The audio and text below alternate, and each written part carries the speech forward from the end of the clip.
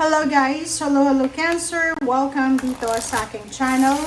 Kapalaran 888 Cancer. Alamin natin kung anong messages, vibration, gabay energy para sa lahat. This is general reading. Cancer, please connect your intuition sa lahat ng baraha na posibleng lumabas dito sa reading natin. Yun nga sabi ko, general reading siya. So, pwedeng hindi sa lahat mag-resonate. So, gamitin mo ang iyong intuition sa panonood. Okay, maraming salamat sa lahat ng Cancer na nandito sa aking channel para manood sa ating mga videos. Oh, sorry. Okay, wait lang. Okay, Cancer. Unlikely. Ano ba yun? Hindi daw masyadong maganda. Hindi masyadong maganda ang alin.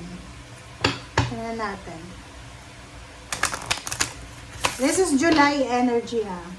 So, kung ano man ang plano mo this July, sinasabi ng bara sa'yo na hindi maganda.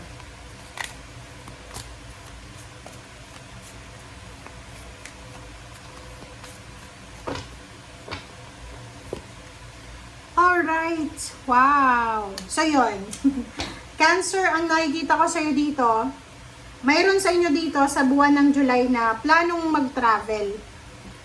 Pwedeng gusto yung pumunta ng ibang bansa or mag-travel sa ibang lugar for work or for business. Siguro hindi na masyadong maganda yung takbo ng finances mo sa probinsya or sa kung saan pa man. And simula ngayong July ay posibleng magsimula kang hanapin ang sarili mo sa ibang lugar. But sinasabi ng bara sa'yo na pwedeng hindi pa to magandang plano sa ngayon. But ikaw ang makakapag-decide niyan. Okay? You need to decide. You need to think very well.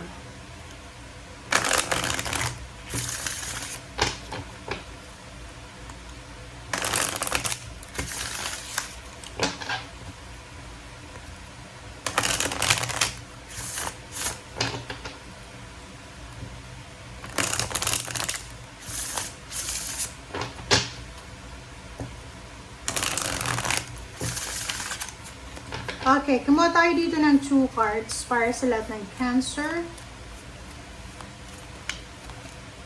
Okay, first card natin, Angel of Balance. 46 is 10. And Magician in the Mirror. Okay, Cancer. 53 is 8. Magician and puro balance siya. Diba? Yung 2 cards mo about money ay nagsasabi ng balance eh.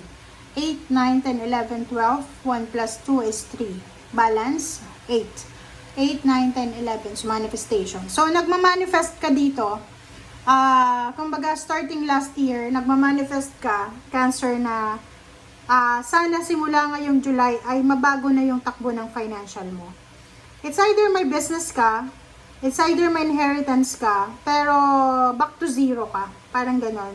Pwedeng yung business mo ay nalugi, pwedeng trabaho, medyo hindi maganda yung sweldo sa trabaho, nagbawas ang mga empleyado, nakasama ka, nagbawas ng araw, ng overtime, parang ganun. Magician and the Mirror, sinasabi sa'yo na kailangan mong balansehin.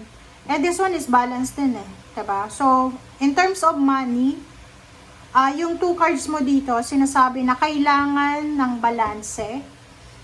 Sa usaping pinansyal, simula ngayong July. Kailangan ng balanse. Ano yung ibig sabihin niya? Kailangan mong balansehin yung lahat ng expenses mo. Di ba yung may kasabayan tayo na pag, halimbawa, maikli yung kumot, matuto tayong mamaluktot. Parang ganon. Or, if imbalance yung nangyayari sa buhay financial mo, kailangan mong hanapin yung balanse. So, yun. Isa sa mga dahilan kung bakit gusto mong mag-travel, or umalis, ay para balansehin yung financial. Para hanapin yung pera. Para hanapin yung source.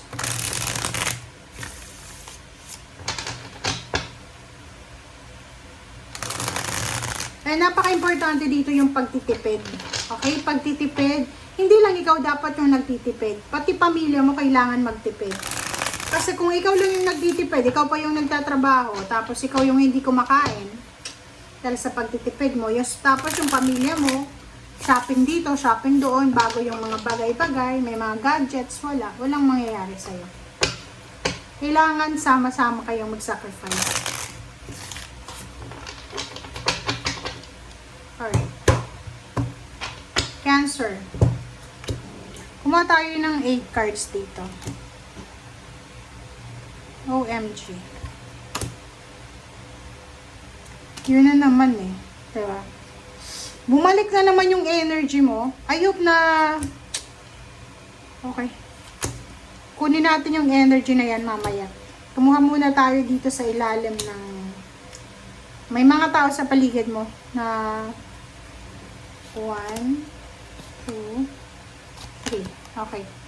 3 cards. Nakakaloka ka, Cancer? May plano kang mag-travel. It's either international or local.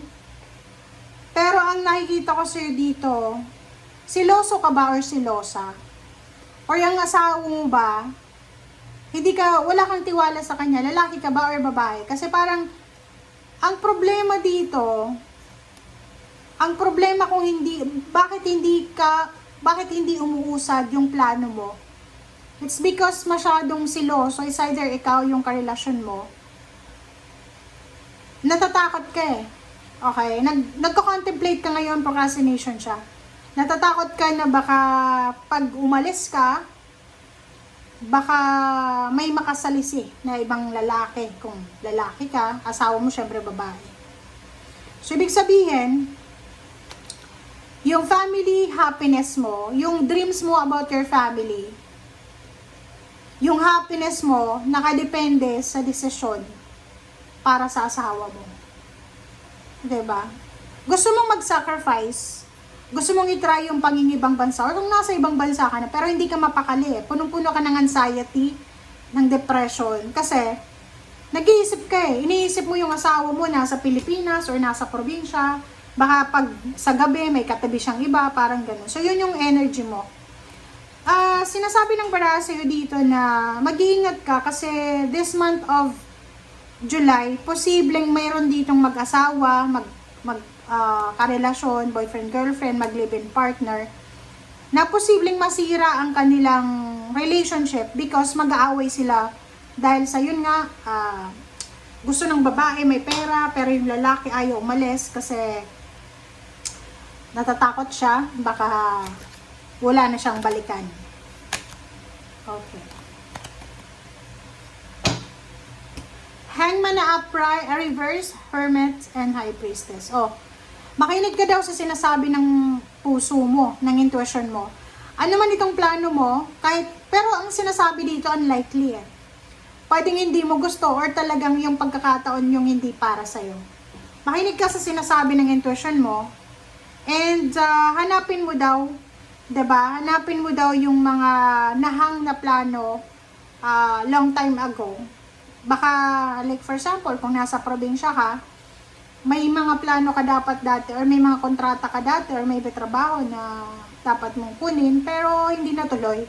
So, sinasabi ng baraha, hanapin mo, or maghanap ka ng mga pwedeng pagkakitaan na nasa malapit lang muna. Kasi hindi maganda yung planong pag-alis. Masisira yung pamilya mo, or maybe ikaw, masisira yung pag-iisip mo kasi mag-iisip ka gabi-gabi ng masama laban sa asawa mo, or sa girlfriend, or sa boyfriend, o kung sino. How? Okay. The Devil, Eight of Swords, Queen of Cups, and Judgment. Panoorin mo yung Scorpio tsaka Pisces, baka makaresonate ka doon.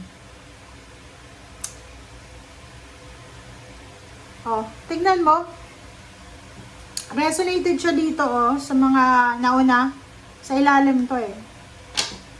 Yung judgment, yung decision making mo this July, nakadepende sa isang babae. Asawa mo eh. Ito ay para sa mga Cancer na lalaki ha. Asawa nyo na babae ang problema. Asawa nyo na babae ang pwedeng, or girlfriend or ka-live-in partner na babae. Sila ang magiging dahilan kung bakit hindi matutuloy yung mga plano mo. yung decision making mo. Sila yung magdadala sa'yo sa 8 of Swords. Parang ano, you're stagnant with that person, with the Queen of Cups. Pwedeng isa kang Cancer na lalaki, asawa mo or girlfriend mo Cancer din, kaya ganito yung situation. Capricorn energy, sinasabi ng baraha sa'yo dito na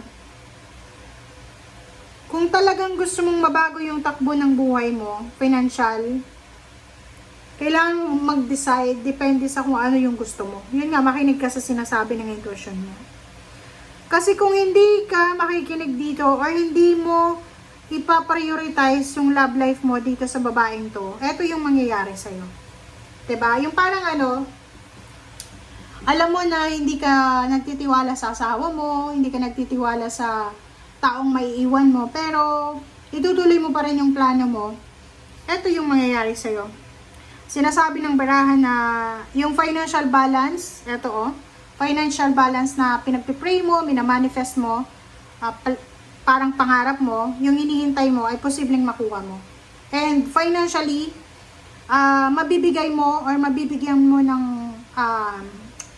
katuparan yung mga dreams ng anak mo, ng magulang mo, or kung sino man to sa 10 of Pentacles. So, ibig sabihin yan, dalawang bagay ang pwedeng mangyari sa'yo, Cancer. Depende yun sa'yo Kung uunahin mo yung selos mo o yung wala kang tiwala sa partner mo or sa asawa, and parang kahit sobrang hirap na hirap ka sa probinsya or sa Pilipinas ka pa rin kasi gusto mo magkasama lang kayo,